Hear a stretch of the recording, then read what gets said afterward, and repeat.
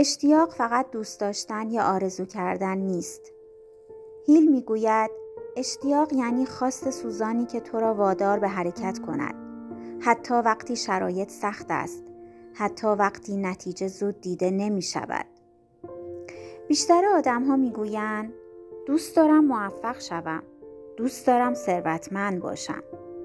اما تعداد کمی هستند که واقعاً می خواهند و حاضرن برایش بهایش را بپردازند. اشتیاق واقعی 3 ویژگی داره.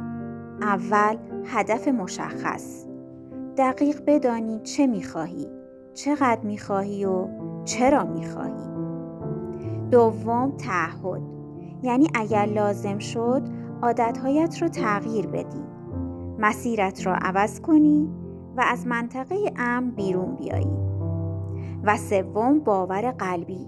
اینکه در درونت مطمئن باشی من میتونم.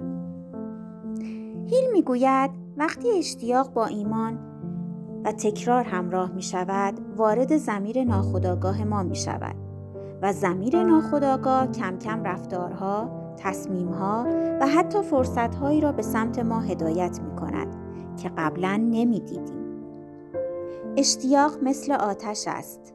اگر کوچک باشد زود خاموش می شود، اما اگر هر روز با فکر، تمرکز و تکرار به آن سوخت برسانی، تبدیل می شود به نیرویی که مسیر زندگیت را عوض می کند.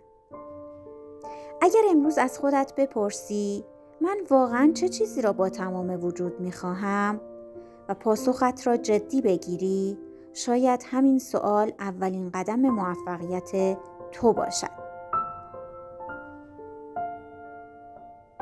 اگر می‌خواهی بقیه فصل‌های این کتاب رو بشنوی و ذهنت رو برای موفقیت بسازی، کانال صدای مینو رو دنبال کن و اگر این صدا به دلت نشست، ویدیو رو لایک کن.